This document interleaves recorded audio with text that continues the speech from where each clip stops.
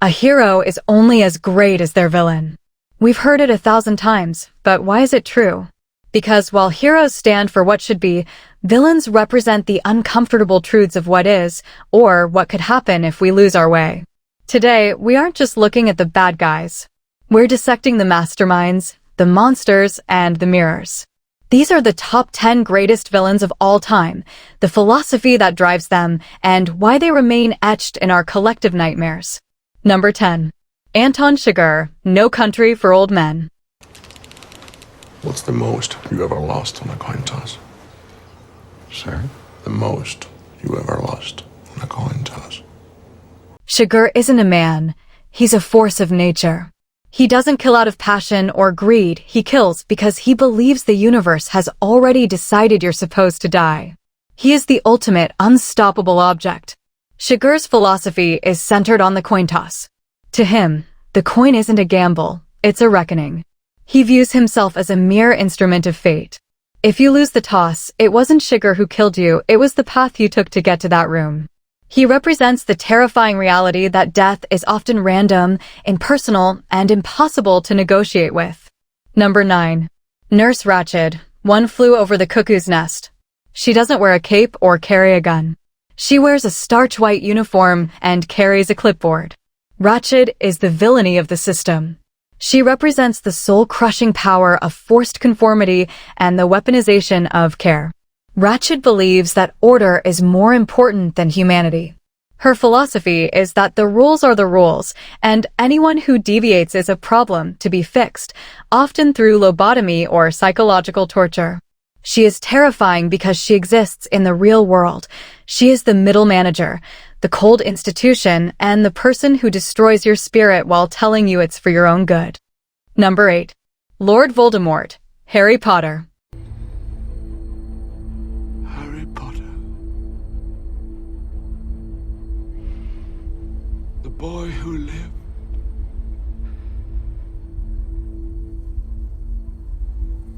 Come to die.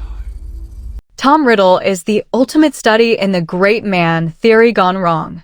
He believes that there is no good and evil, only power and those too weak to seek it. Voldemort's philosophy is rooted in a deep-seated terror of the one thing he can't control, death. By splitting his soul, he rejects the human cycle of life. He believes in blood purity not because he cares about heritage, but because it's a tool for hierarchy.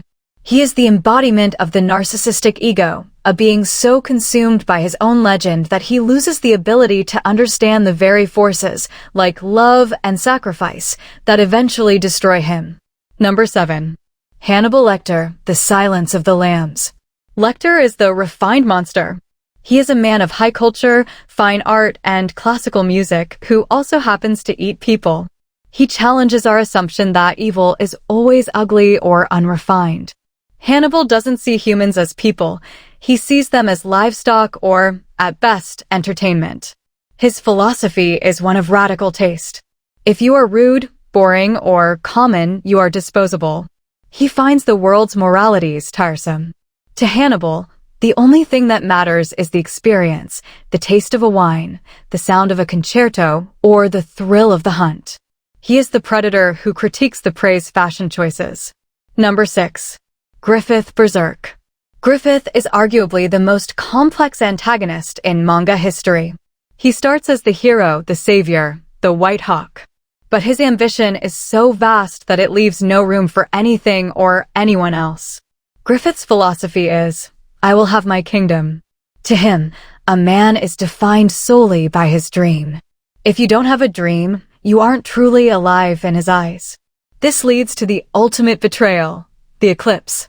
Griffith proves that the most dangerous person is not the one who hates you, but the one who loves their goal more than they love you. He represents the cost of perfection. Number 5. Lex Luthor, DC Comics. I figured out way back. If God is all-powerful, he cannot be all good. And if he is all good, then he cannot be all-powerful. In his own mind, Lex Luthor is the hero of Earth. He isn't fighting Superman because he's evil, he's fighting him because Superman is an alien god who makes humanity obsolete. Luthor's philosophy is rooted in the idea that humanity can only reach its potential if it doesn't rely on a space god to save it. He views Superman as a crutch that weakens the human race. Of course, this is largely a cover for Lex's own ego. He can't stand being the second smartest or second most powerful person in the room.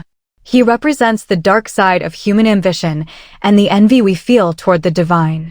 Number 4. Ozamandias, Watchmen. Adrian Veidt is the villain who wins. He doesn't want to rule the world, he wants to save it. The catch? He has to kill millions to do it. Ozamandias is the ultimate utilitarian.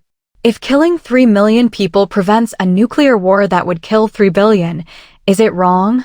He chooses the necessary evil. He is great because he forces the audience to answer a question we'd rather ignore. Is world peace worth a massacre? He isn't a cackling madman. He's a cold calculator who views humans as numbers on a ledger. Number 3. Thanos, Marvel Cinematic Universe. One, it's a simple calculus.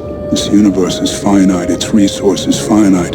If life is left unchecked, life will cease to exist. It needs correction. You don't know that! I'm the only one who knows that. Like Ozymandias, Thanos is a logical villain. He isn't motivated by cruelty, but by a perceived necessity. He genuinely believes he is the only person with the will to do what is required to save the universe from itself. Thanos' philosophy is simple: finite resources, infinite mouths. He sees the universe as a sinking ship and half the passengers as dead weight. The genius of his character is his conviction. He doesn't see himself as a tyrant. He sees himself as a survivor and a martyr. He is the personification of the idea that logic, when stripped of empathy, becomes monstrous. Number 2. Darth Vader, Star Wars. Vader is the gold standard. From the breathing to the suit, he is visually iconic. But his greatness lies in his fall. He is a man who tried to stop death of his wife, and ended up becoming death himself. Vader's philosophy is born from trauma. He believes that freedom is messy and leads to pain, so order must be imposed at any cost. He is the ultimate fallen hero. He represents the idea that the road to hell is paved with good intentions, and once you're on that road, it's much easier to keep walking than to turn back. He is the face of the Empire, the belief that the galaxy is safer under a fist than a democracy.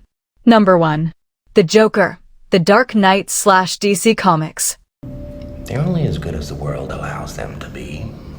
I'll show you. When the chips are down, these civilized people, they'll eat each other. The Joker is the perfect antagonist because he has no motive. You can't bribe him, bully him, or reason with him. He doesn't want money or power. He wants to prove a point. The Joker's philosophy is that the world's rules are a bad joke. He believes that deep down, everyone is just as ugly as he is, they just need a little push. He is the personification of entropy. If Batman represents the desperate human attempt to impose order on a chaotic world, the Joker is the chaos laughing back. He is the unstoppable force, meeting the immovable object. He is the greatest villain because he doesn't want to kill the hero. He wants to corrupt the hero. So the best villains aren't the ones we hate the most. They're the ones we understand the most. They represent our fears, our unchecked ambitions, and our darkest what-ifs.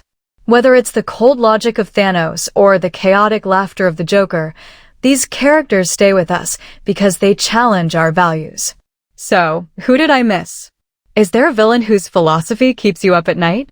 Let me know in the comments below. And remember, don't just watch the hero. Sometimes, the villain is the one telling the truth. See you in the next one.